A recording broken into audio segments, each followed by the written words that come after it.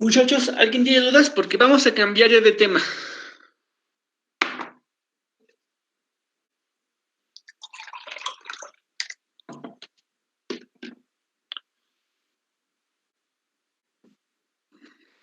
Eh, sí, profe, tienes que entre todas las opciones, entonces, por eso de la asesoría igual, quiero partirme perdón.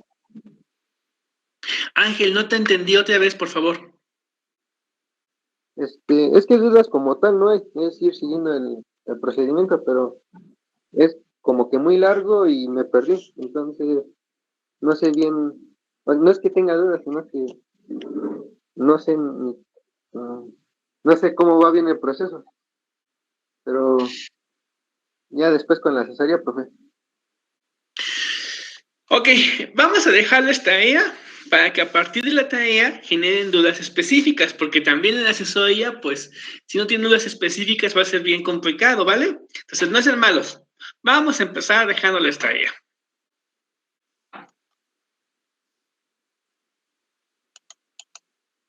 Déjenme buscar dónde tengo. Vamos, déjenme compartir pantalla.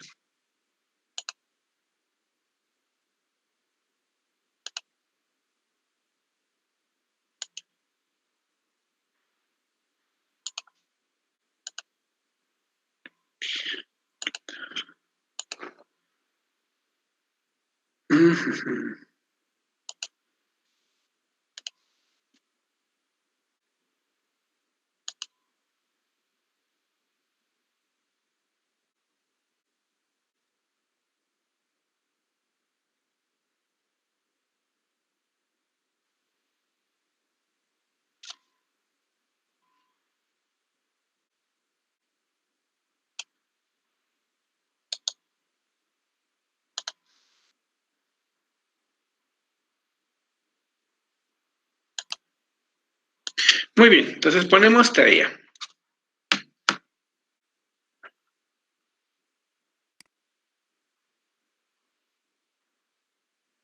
Vamos a suponer una economía que se describe a partir de los siguientes parámetros.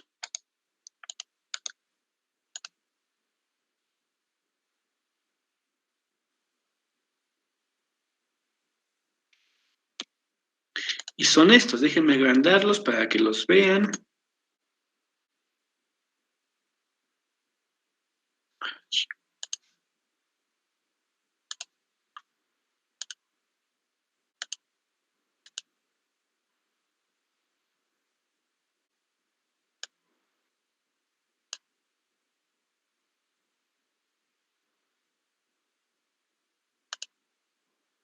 Oh, no sé por qué no me deja.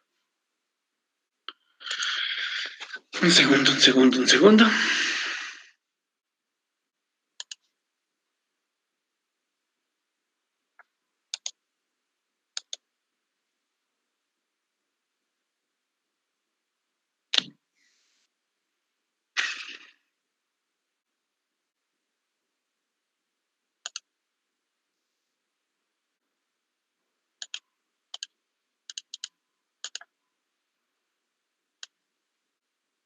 Ahí está.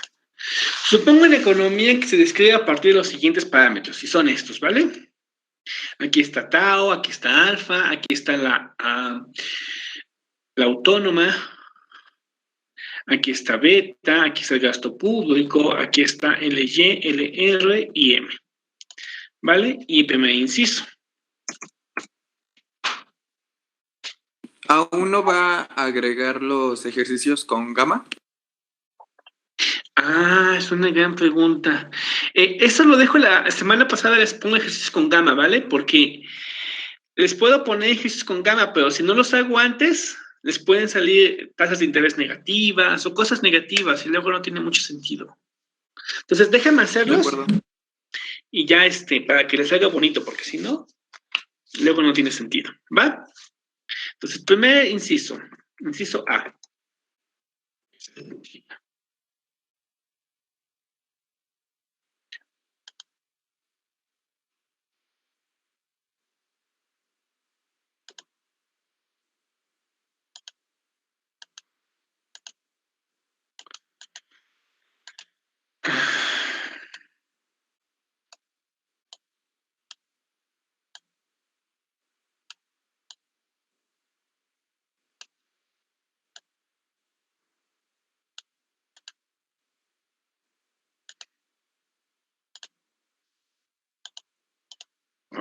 Inciso A.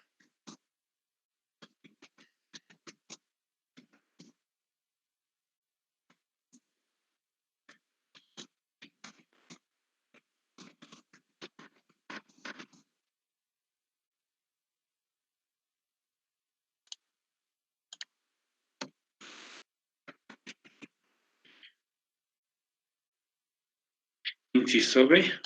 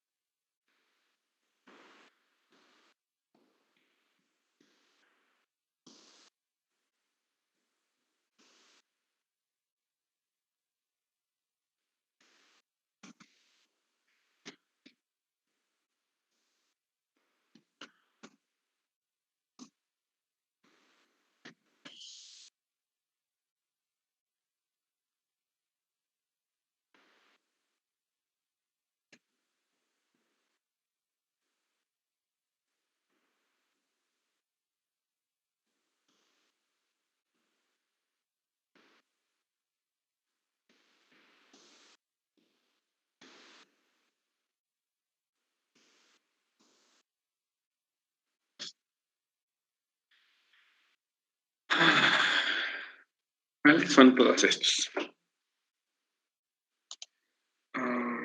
Luego vamos a ponerle.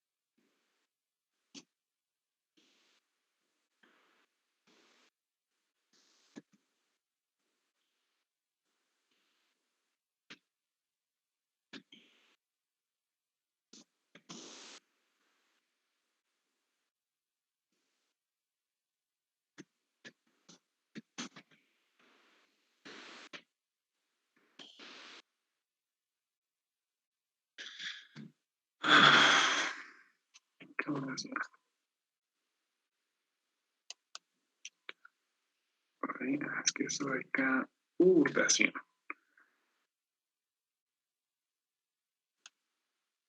Siguiente.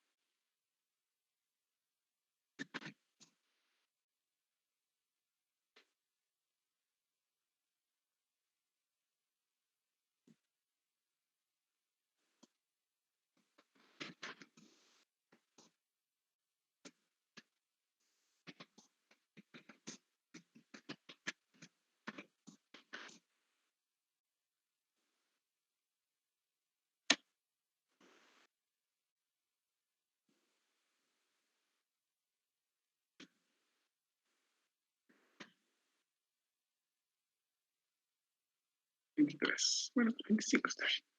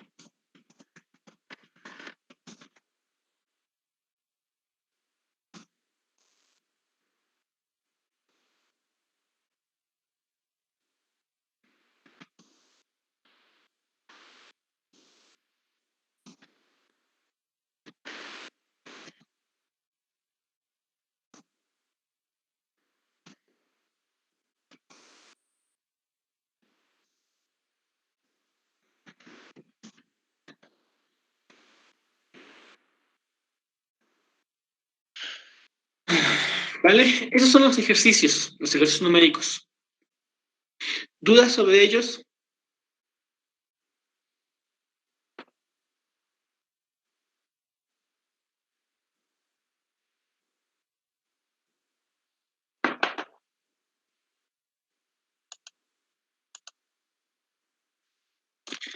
¿Dudas, muchachos?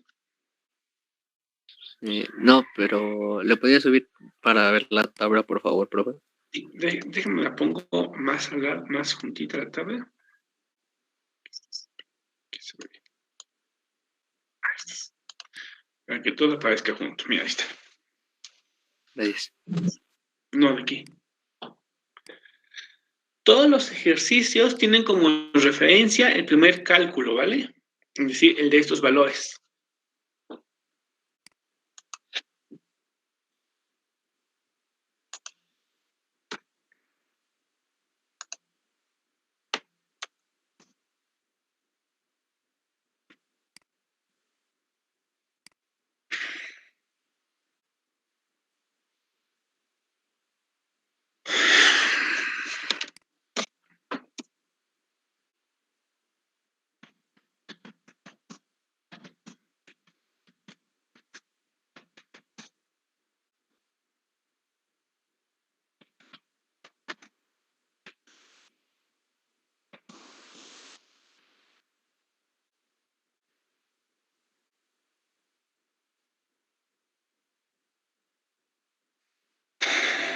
Política.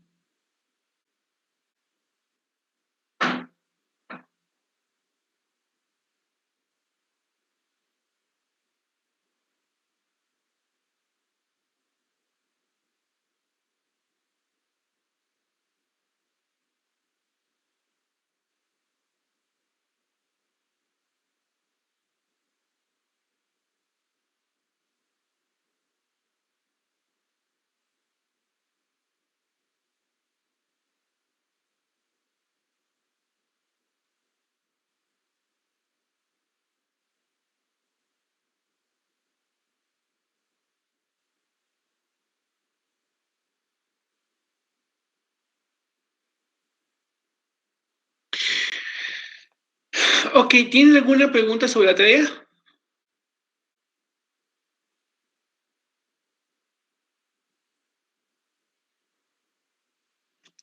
No, Muchachos, perfecto. ¿Puedo quitar esta? ¿Puedo quitarla ya? Yo creo que sí. Perfecto. Muy bien, vamos a hacer un resumen del modelo, pero no de todo el modelo, sino únicamente de la relación multiplicador crowding out, para que después les pueda dejar ejercicio de esto. ¿Vale? Esto es bien interesante. ¿Cómo lo hacemos? Ah, ya se me dejó en un Word.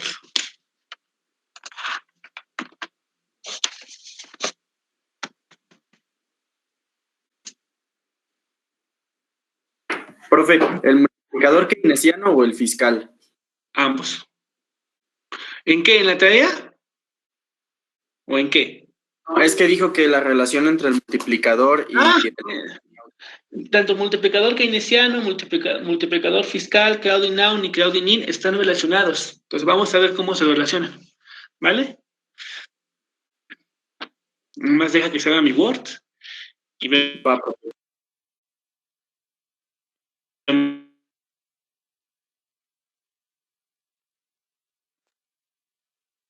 vemos cómo.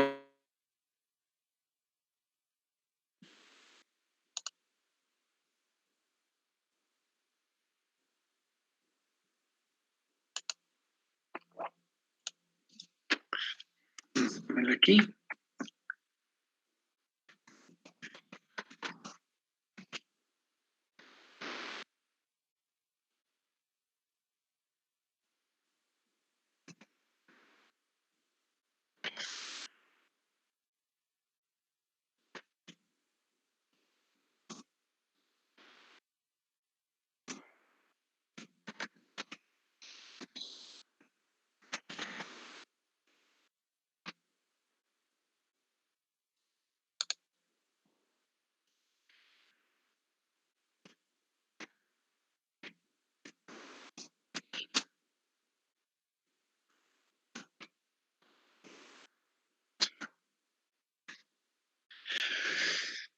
Bien, estos cuatro están íntimamente ligados, ¿vale? ¿Cómo están ligados? Por ejemplo, sabemos que el multiplicador keynesiano, siempre es estrictamente mayor a la unidad. Eso lo sabemos. ¿Qué pasa con el multiplicador fiscal? Bueno, si el multiplicador fiscal, vamos a ponerle aquí, entre paréntesis, MK, y a entre paréntesis, MF, para referirnos a él, entre paréntesis, CO, y entre paréntesis, CI. ¿Vale? Todos entienden la nomenclatura, ¿verdad? Entonces, sabemos que MK siempre es mayor que la unidad. Aquí no hay duda, ¿no? ¿Qué pasa cuando el multiplicador keynesiano es igual al multiplicador fiscal? Si esto es cierto, ¿cuánto es el efecto crowding out? 0, ¿no? Muy bien, el efecto crowding out es 0. ¿Y el efecto crowding in? También sería 0. No, aquí en realidad tenemos dos opciones, o es 0 o es positivo. ¿Vale? Se puede dar, ¿vale? Se puede dar que el efecto crowding in, no es cierto, también es 0, tienes toda la razón. No, eso no es cierto, estoy mintiendo. También es 0. También es 0.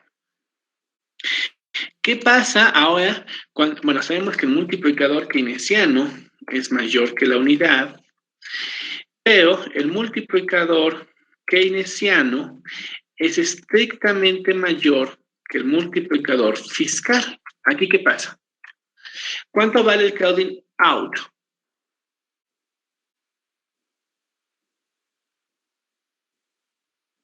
¿Quién me dice?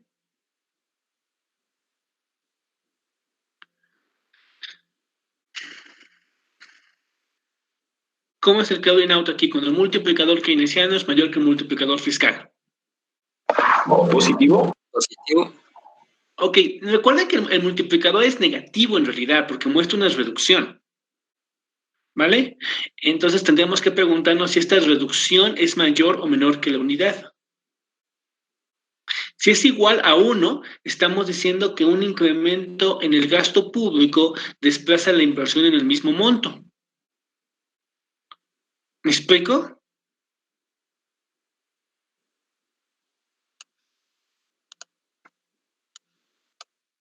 Miren, déjenme ver. Tenemos esto, que el ingreso es igual al consumo más la inversión más el gasto, ¿vale? Y nosotros tenemos que el incremento de Y sobre el incremento de G, lo llamamos, es mayor que 1, y lo llamamos multiplicador keynesiano, y para sacar el multiplicador keynesiano estamos suponiendo que I es constante. Eso es lo que estamos suponiendo, ¿cierto? Y luego en este ejercicio decimos, el multiplicador keynesiano es mayor que el fiscal. Entonces, aquí hubo un incremento en G, hubo un incremento en I. La pregunta es, ¿esta reducción es mayor o menor que la unidad? ¿Quién me dice?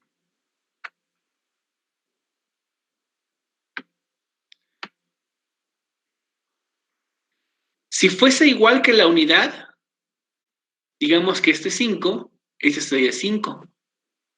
Entonces, ¿qué le pasaría al ingreso? León, ¿qué le pasaría al ingreso? ¿Cómo? Ajá. Supón que el crowding out es 1. Es decir, que el incremento de la inversión sobre el incremento del gasto público es igual a -1. Entonces, si aquí el gasto público se incrementó en 5, quiere decir que la inversión se redujo en 5, ¿verdad? Si esto es cierto, ¿qué le pasa al ingreso? ¿Crece o no crece? Crece. Ajá, ¿por qué va a crecer? Mira. Lo que pasa es que el gasto público reemplazaba a la inversión, pero también repercutía en el consumo. Pero también, ojo, pero también la inversión repercute en el consumo. Porque el mecanismo es que se transmite el ingreso. Entonces, lo que tienes que ver antes de saber si se transmite o no el ingreso es si esos dos crecimientos son distintos. Porque si no son distintos, nunca va a crecer y entonces nunca se va a trasladar al consumo. Entiendo que se mantiene constante porque simplemente sustituyó. Se mantiene constante, ¿verdad? Entonces, para que pueda crecer, ¿cómo tiene que ser Tiene que ser el gasto, tiene que ser menor al crowding out. Tiene que ser menor al gasto, ¿no? Menor al crecimiento del gasto. Entonces, esto tiene que ser estrictamente mayor que -1. Ojo, mayor que -1 está nuestra recta numérica. Aquí está el 0. Aquí está el -1. Mayor que -1 quiere decir que está más cercano al 0. ¿Me explico? Puede ser menos 0.5, menos 0.3. ¿Me explico, muchachos? Pero siempre es negativo, ¿no? Sí, claro, siempre es negativo. Porque estamos hablando de un crowding out. ¿Sí? Entonces, vamos a nuestra tabla. Miren, nuestra tabla nos dice, el multiplicador keynesiano es mayor que 1. El multiplicador keynesiano es mayor que el multiplicador fiscal. Si esto es cierto, es porque hubo una reducción en algún componente, y el componente es la inversión. Entonces decimos que el efecto crowding out es estrictamente mayor que -1. O si lo quieren en términos absolutos, menor que 1. Como lo quieran ver. ¿Vale? Entonces ponemos crowding out mayor que menos 1. Y el efecto de atracción ese sigue siendo 0. ¿Vamos bien? Muchachos. Sí, profe. Ok.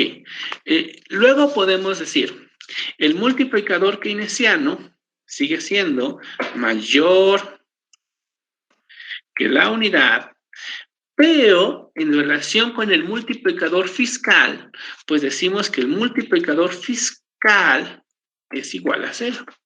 Si el multiplicador fiscal es igual a 0, ¿cuánto fue el crowding out?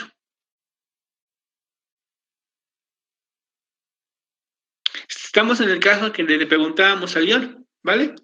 Este 5 y este 5, y por tanto este no creció. Si este es 5 y este es 5, ¿cuánto es esto? 5 y 5. ¿Cuánto sería? 1. 1, ¿verdad? Exactamente.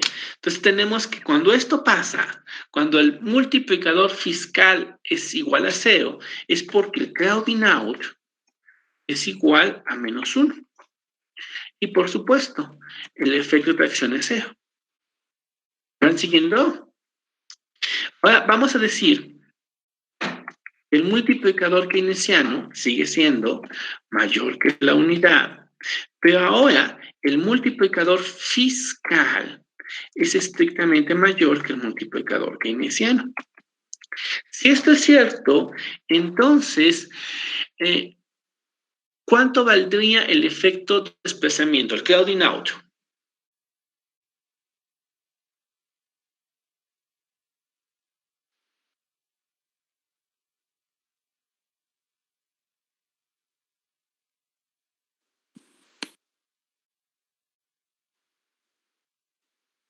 Ojo, véanlo así, el crowding out se da porque cae la inversión. Aquí podría caer la inversión si el multiplicador fiscal crece. No, no se puede.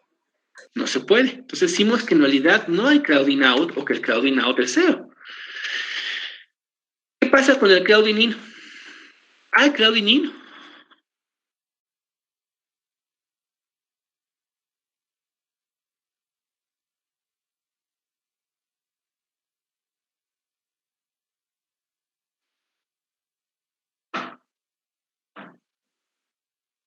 Ese es el caso en el que ya hay crowding in, ¿no? Pero no sé cuánto vale.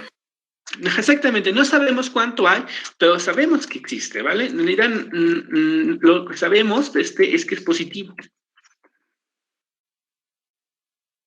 Listo, esos son los escenarios.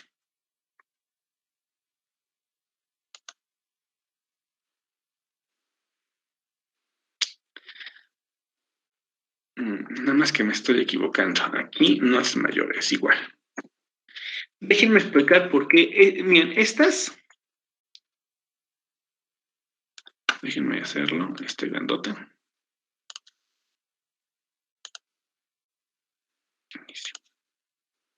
Esta y esta son válidas ambas. Y déjenme explicar por qué es igual el multiplicador fiscal que el multiplicador keynesiano. ¿Vale? Miren.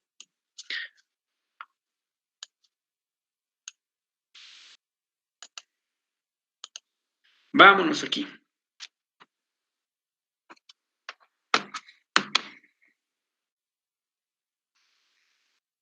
Lo que sabemos es que si el multiplicador, si existe crowding in, es porque tenemos lo siguiente. Y es igual a consumo más inversión más gasto.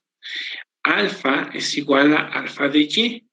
Y I es igual a IA menos beta de R más gamma de Y. Sustituimos, vamos a ponerle este 1, este 2 y este 3. Sustituimos 2 en 3 y tenemos que el ingreso es igual a alfa de Y más IA menos beta de R más alfa de Y más G. Si construimos nuestro, ¿cómo se llama? Nuestro multiplicador, con estos datos, nuestro multiplicador ya cambió, porque ahora nuestro multiplicador va a ser este, mira, y igual a alfa a esto menos gamma de y, que es igual a IA menos beta de R más G. Y entonces y es igual a 1 menos alfa menos gamma, que es igual a IA menos beta más G. Mande. Ahí porque no es YD. No es por simplicidad, pero no pasa nada si es YD. El razonamiento es lo mismo. No, pero yo me estoy equivocando y los estoy confundiendo, porque el multiplicador keynesiano necesariamente está implicando que I es constante. No, esto no es cierto. Esto no es cierto, porque si aquí estamos diciendo que I ya no es constante. Y el multiplicador keynesiano parte de esa parte, que I es constante o exógeno. Entonces, no, este razonamiento está mal. Y yo estoy mal. Esto... Listo. Porque I no es constante. Porque en el multiplicador keynesiano I es constante. ¿Vale? Y en el multiplicador fiscal I no es constante. I crece. La inversión crece. Y cuando crece hay un efecto de atracción. Muy bien. Estas son las contrapartes. Es decir, lo que quiero decir, muchachos, es que a partir de que ustedes conozcan la relación del multiplicador fiscal y multiplicador keynesiano, pueden saber si existe efecto crowding out o efecto crowding in. Y si este es mayor o menor que 1. ¿Me explico? ¿Puede repetir eso último, por favor, profe? Ustedes solo requieren conocer esto para saber cómo es estas dos. Literal, solo requieren conocer eso. Por ejemplo, si el multiplicador keynesiano es igual al multiplicador fiscal, es porque la inversión no cambia. Entonces, el efecto crowding in y el efecto crowding out son 0. Si el multiplicador keynesiano es mayor que el multiplicador fiscal, es porque la inversión se reduce, pero además se reduce en menos que la unidad. Entonces, hay un efecto de desplazamiento parcial. Si el multiplicador fiscal es igual a 0, quiere decir que es porque la inversión cayó en el mismo monto en que creció el gasto público. Entonces, hay un efecto de desplazamiento total, que es este. Vamos a ponerle parcial.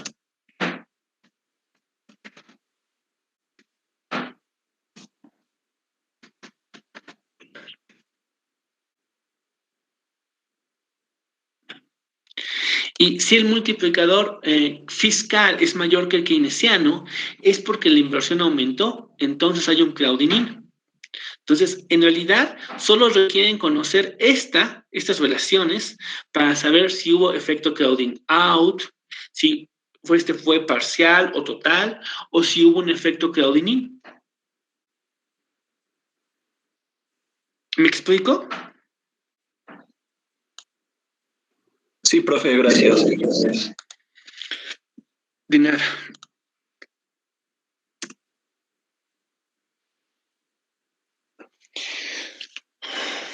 Entonces, no sean malos. Eso, por favor, estúdienlo, porque es bien importante que lo sepan identificar.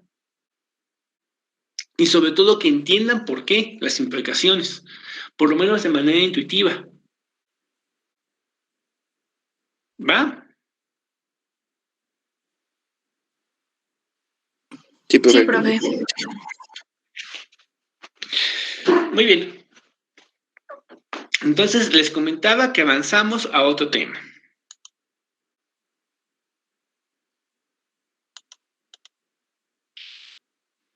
Ay, no sé.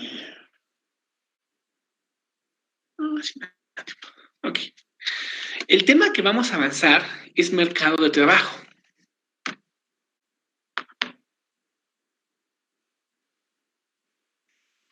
Nada más que hay algo bien importante con lo que hemos visto. Lo que hemos visto, es válido decir que el ingreso es igual a la producción, siempre y cuando consideramos que estamos en el corto plazo y que los precios no cambian. Entonces tenemos que la curva IS lo que nos muestra es la demanda y la oferta es una cosa así. Es literalmente, bueno, una línea recta, ¿no? Aquí me salió chueca, pero es una línea recta. Y entonces los cambios en la demanda, la oferta simplemente se está ajustando. Uh-huh. Pero esto solamente es cierto cuando existe una capacidad ociosa alta, es decir, cuando hay empresas que tienen maquinaria y equipo instalado que no están usando al 100%. ¿Me explico, muchachos? De tal forma que los incrementos en la demanda generan incrementos en costos, pero no incrementos en precios.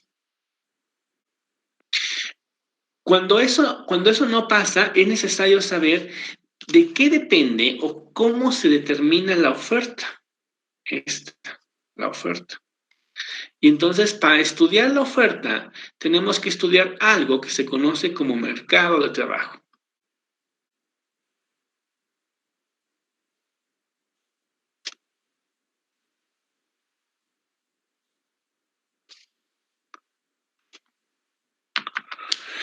Que es justamente lo que vamos a estudiar en las siguientes sesiones. Vamos a estudiar los componentes de la oferta.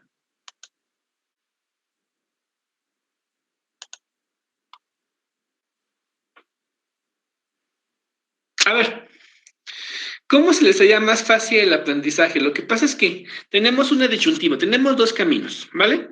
Una es continuar con la oferta y otra es este mismo modelo que acabamos de ver, manejarlo para economía abierta. En el temario está, el orden es el siguiente. Trabajamos este modelo, luego el mercado de trabajo y luego toda la oferta. Y el último, el modelo inicial en economía abierta. Pero igual, y ya que tenemos dominado para que no se les olvide, sería más fácil continuar con el último tema, y luego con mercado de trabajo, y luego con oferta. ¿Ustedes qué opinan? ¿Qué creen que se les facilite más? Continuar ahorita con lo de abierta, ¿no? Creo.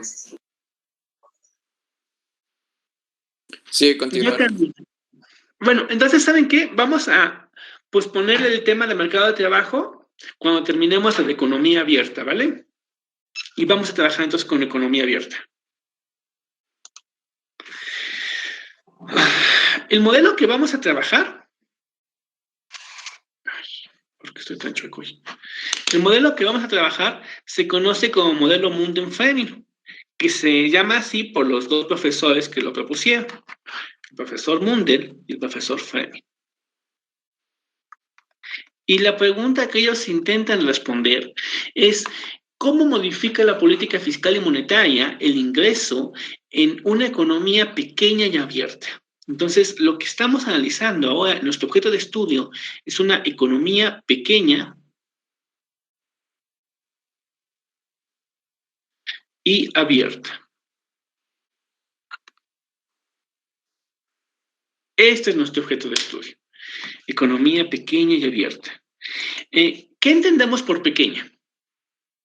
Por abierta, por abierta simplemente es que tiene comercio internacional, pero sobre todo tiene libre entrada o libre movilidad de capitales. Eso es muy, muy importante. ¿Y por pequeña qué entendemos?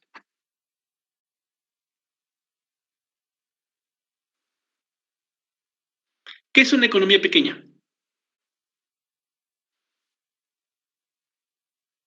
Que es interno. No. ¿Quién más dice que es una economía poco pequeña? territorio. A ver, ¿México es una economía pequeña o es una economía grande? ¿En vías de desarrollo? En vías de desarrollo. ¿Y qué es una economía grande? ¿Una potencia? Lo que conoceremos como una potencia. Ok, a ver, vamos a ponerlo al revés. ¿Qué es una empresa pequeña o qué es una empresa grande? Esas producciones no son economías. Pues más bien, es que Involucra a la cantidad de trabajadores, ¿no? O sea, pocos trabajadores. Sería una empresa pequeña. ¿Ya están tomando micro? No, aún no. Es que ese es el problema.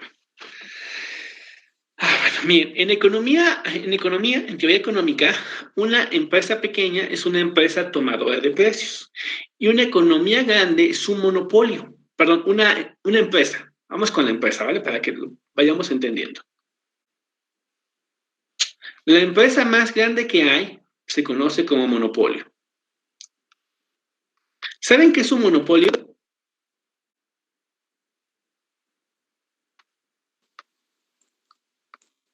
Sí, Sí, profe, es cuando una empresa es la que lidera todo el mercado. Muy bien, de hecho es la única empresa en el mercado. Y como es la única empresa en el mercado, ¿quién fija el precio? ¿El mercado o La la misma empresa? empresa. Exacto. Entonces, una empresa grande es una empresa monopólica, es una empresa fijadora de precios.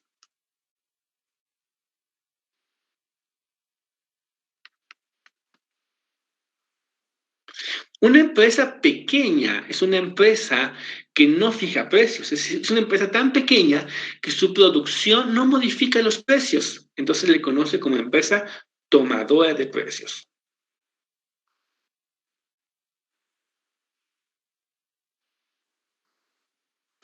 Esta misma idea se traslada a las economías. Entonces decimos que una economía grande es una economía fijadora de precios.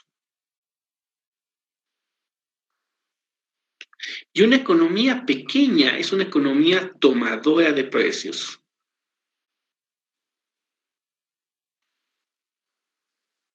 Y ahora preguntémonos, ¿México es una economía pequeña o es una economía grande? ¿Pequeña? México es una economía pequeña, es una economía que toma los precios, ¿vale? En este modelo nos vamos a reír de un precio en particular, y de ese precio en particular es la tasa de interés. Entonces vamos a hablar de algo, de un concepto abstracto, que se conoce como tasa de interés internacional. ¿Alguien sabe cuál es la tasa de interés internacional? ¿O si existe? ¿Cuál sería?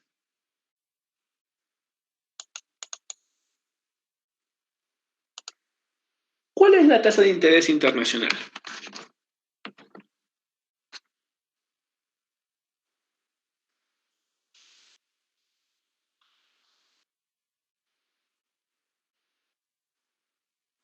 Pues me imagino que como Estados Unidos, ¿no? Como Estados Unidos, ok. ¿Quién más quiere opinar? Acabo de buscarlo en Google y dice Banxico que es 1.08, algo así, para enero de este año. ¿La tasa de interés internacional? Dice la tasa de interés internacionales. Perdón, es que no te escuché. Dice la tasa de interés de mercados internacionales. De mercados internacionales, no sé cuál se refiere. Ok, ¿los demás qué opinan?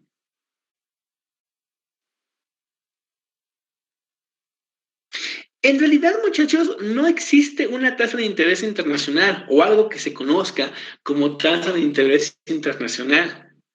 Regularmente, cada banco central fija su tasa de interés. Nada más que no todas las tasas de interés tienen la misma importancia.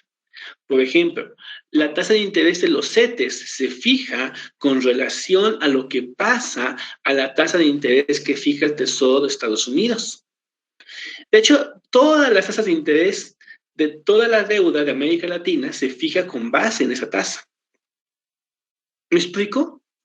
Lo que le pasa a esta tasa mueve la tasa CETES, pero también mueve la tasa de bonos de la deuda de los argentinos, la deuda de los bolivianos. En cambio, lo que pasa a la tasa CETE difícilmente afecta a la tasa que fija el Tesoro gringo. ¿Me explico?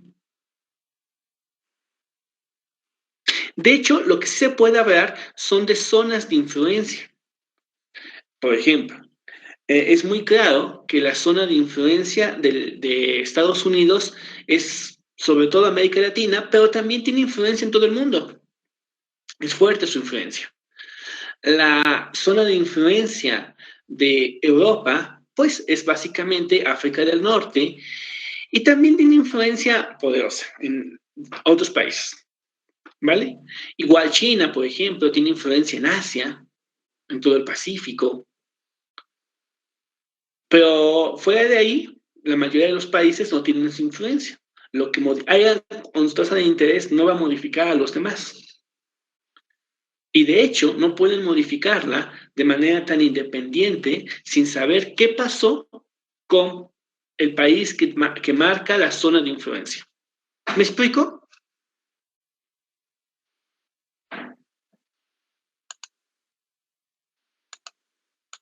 ¿Me explico?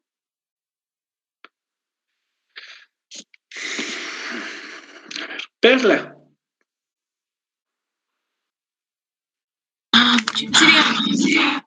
¿Me explico, Perla? ¿Entendiste lo que dije? Sí, profe. A ver, ¿cuál es la tasa de interés internacional? Por lo que me quedó claro, no existe como tal, pero que cada banco lo determina. Ok, no existe como tal, pero ¿qué sí existe?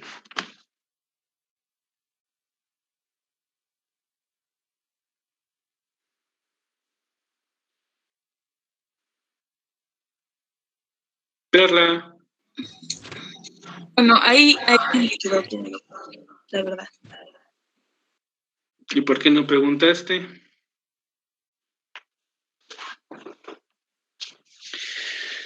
A ver, vamos a preguntarle a Jacqueline. Jacqueline.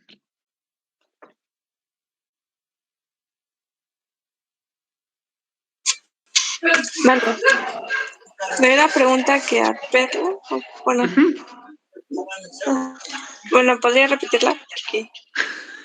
Ok, Jacqueline. ¿Cuál es la tasa de interés internacional? Dijo que como tal no existía, como dijo mi compañera. Okay. Pues la fijaba cada banco. ¿Y todas las tasas de interés son igualmente importantes? ¿Tienen la misma importancia? Pues sí, tiene que tener una importancia porque es un valor agregado a lo que estás vendiendo.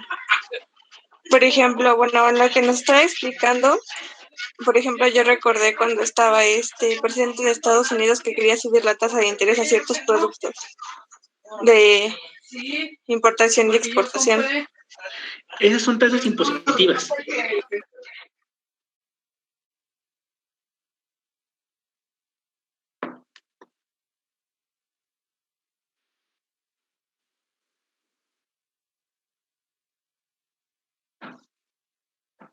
Profe, ¿y qué pasa cuando caen las tasas de interés de esas zonas de influencia?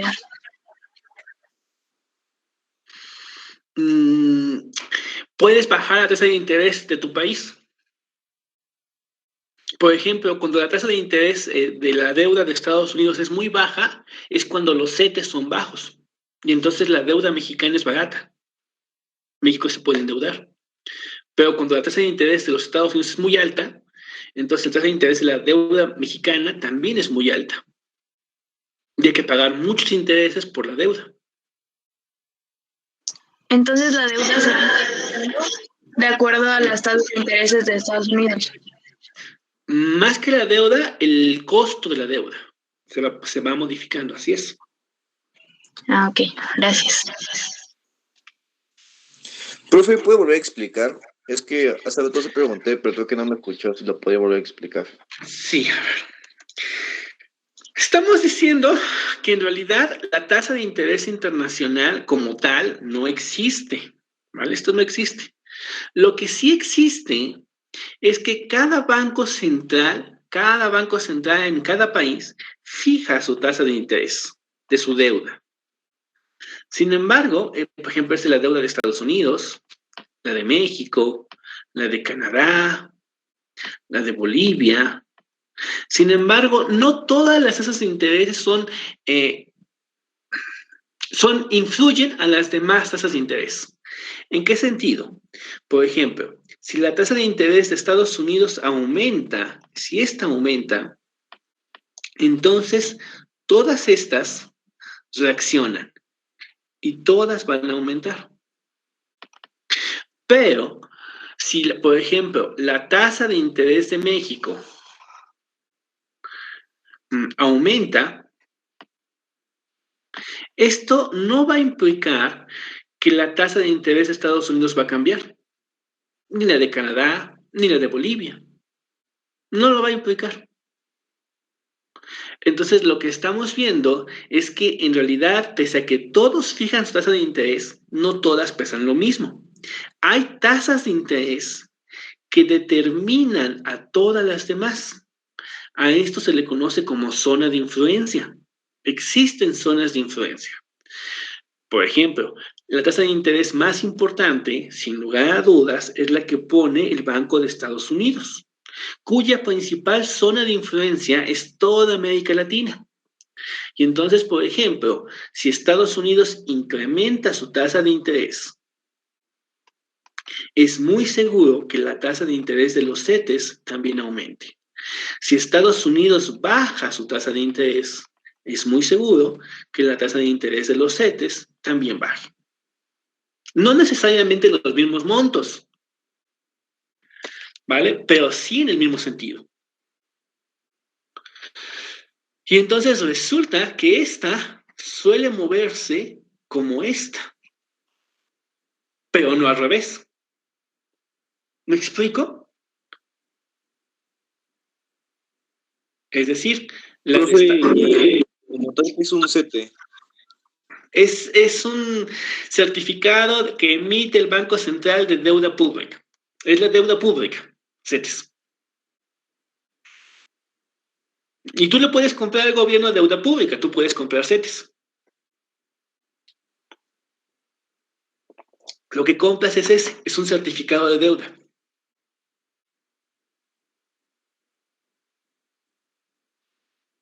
Es el equivalente a los bonos del Tesoro gringo. Aquí le llamamos CETES, no bonos. Ok. ¿Vale? ¿Tienen dudas sobre lo que acabamos de decir? Bien. Así es como se mueve el mundo real. En nuestro modelo hacemos una enorme simplificación y decimos, supongamos que existe una tasa de interés internacional. ¿Vale? Supongamos que existe. Y entonces estamos diciendo que las economías pequeñas no pueden modificar a la tasa de interés internacional. Lo que estamos diciendo es que la tasa CETES no modifica a la tasa que impone el banco gringo. Y eso es cierto, no lo modifica. Pero al revés sí. ¿Me explico, muchachos? Sí, profe. Ok. Pero, profe, en ese caso, aparte de la de Estados Unidos, me imagino que igual la de, no sé, la moneda de Europa, que es el euro, y ¿cuál más moverían las tasas de interés entonces? Es que depende de las zonas de influencia, lo que te decía. Por ejemplo, en Asia, las dos tasas más importantes es la de Japón y la de China.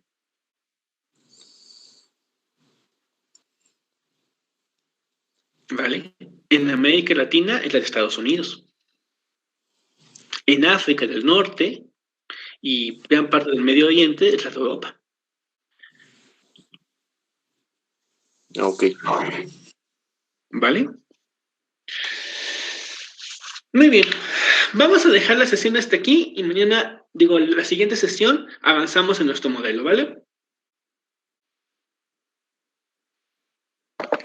Sí, profe, está bien. Gracias. De acuerdo, profe. Bien, chavo. Hasta luego. Bye.